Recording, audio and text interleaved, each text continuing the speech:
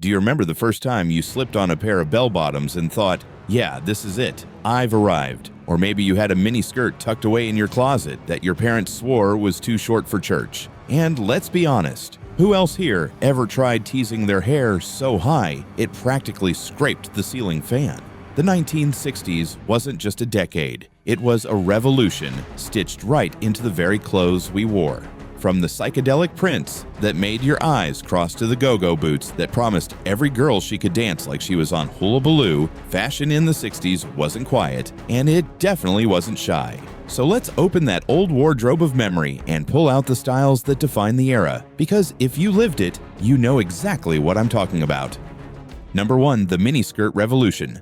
Ah yes, the miniskirt, the trend that practically scandalized an entire generation of parents. Mary Quant, a young British designer, is often credited with popularizing it. Suddenly, hemlines shot up above the knee, and society collectively gasped. Some called it indecent, others called it liberation. But for teenage girls in the 60s, it was freedom. It was rebellion. It was youth culture on full display. Do you remember the first time you wore one? The looks from your mother, the side eye from teachers at school dances. And yet everyone wanted one. Paired with colorful tights and go-go boots, it became the uniform of the Swinging Sixties. Funny thing is, mini skirts weren't just clothing. They were a statement. They said, we're young, we're different, and we're not asking for permission anymore.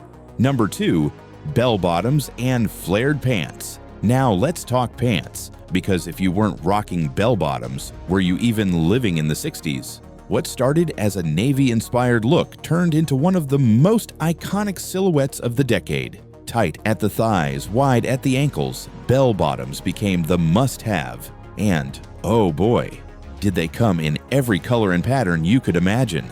Denim, corduroy, paisley, even velvet if you were bold enough. They looked great on the dance floor, especially when paired with platform shoes. Remember trying to dance the twist or the jerk in a pair of flared pants. Your legs practically did the talking for you.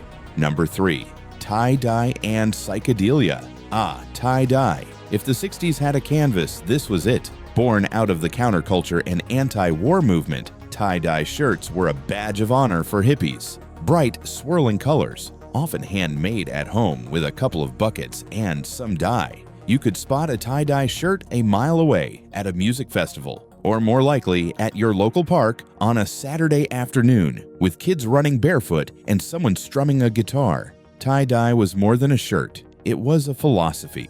It screamed individuality, creativity, and a rejection of the cookie-cutter conformity of the 50s. Number 4, go-go boots. Now let's not forget the shoes that kicked down the doors of the 60s dance floor, the go-go boots. Sleek, white, knee-high, and usually made of shiny vinyl, these boots were everything. Popularized by designer Andre Courage and immortalized on TV dance shows, go-go boots were both futuristic and fun. And when Nancy Sinatra sang, "These boots are made for walking," These boots are made for walking, and that's just what they'll do. it wasn't just a song, it was a movement. Every girl wanted a pair, whether she could dance or not. They paired perfectly with mini skirts, shift dresses, or just about anything short enough to show them off. Number 5, the shift dress. Speaking of dresses, the shift dress was another essential. Simple, straight, sometimes sleeveless. It was the complete opposite of the cinched-in hourglass dresses of the 50s. Worn with bold patterns, mod prints, or just a simple solid color, the shift dress became a blank canvas for the decade. It was comfortable, youthful, and versatile. And, let's be real, who didn't secretly love that you could throw one on without needing a girdle or complicated underpinnings? It was fashion without fuss. Number 6, fringe and bohemian vibes. Toward the later part of the 60s, things started to loosen up. Enter fringe suede and the bohemian look. Fringe jackets, leather vests, and flowing dresses became the uniform for Woodstock and beyond. Inspired by Native American designs and folk culture, fringe wasn't just stylish, it was a statement of unity and connection to something more natural. If you've still got one tucked away in the back of your closet, you probably remember how fun it was to watch the fringe sway as you walked. Or maybe you had a suede purse with fringe tassels that seemed to go on forever. Number 7, Beatlemania and British mod style. The Beatles didn't just change music, they changed fashion. Suddenly, every guy wanted a collarless jacket, slim-cut trousers, and Chelsea boots. Girls adopted the mod look, inspired by London's Carnaby Street. Think geometric patterns, bold black and white contrasts, and sharp, futuristic vibes. And let's not forget the haircuts. The mop top wasn't just for the lads. That sleek, straight hair with bangs became a staple for women too.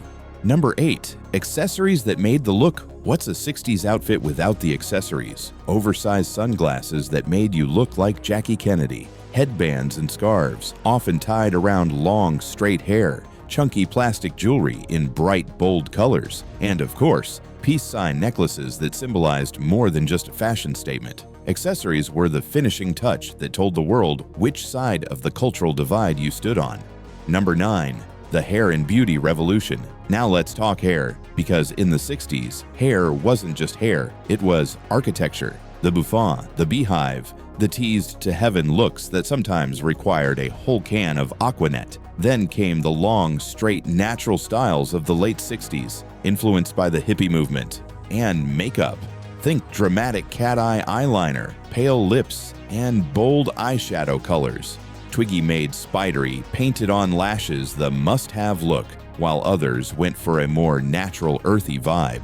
Number 10. From conservative to counterculture. If there's one thing the fashion of the 60s shows us, it's the massive cultural shift happening in real time. The decade started with conservative looks, neat dresses, and clean-cut suits. But by the end, fashion was wild, loud, and unapologetically experimental. It mirrored the political and cultural upheavals of the time. Civil rights, women's liberation, anti-war protests, and a generation declaring their independence from the values of their parents. So, what was your go-to look in the 60s? Were you a mod with your shift dresses and sleek bob? A hippie with tie-dye shirts and fringe jackets? Or maybe you were rocking your bell-bottoms at the roller rink every Friday night? The 1960s didn't just give us clothes. It gave us a voice, stitched into every hemline, every pattern, and every boot heel that hit the pavement. Fashion wasn't about following rules anymore. It was about breaking them. And even today, so many of these trends have found their way back into modern style. Funny how everything old becomes new again, right? Thanks for taking this trip back with me. If you enjoyed this walk down memory lane, don't forget to hit that like button, subscribe for more nostalgia, and share this with someone who wore their miniskirt or bell-bottoms with pride, because these weren't just clothes, they were the 1960s.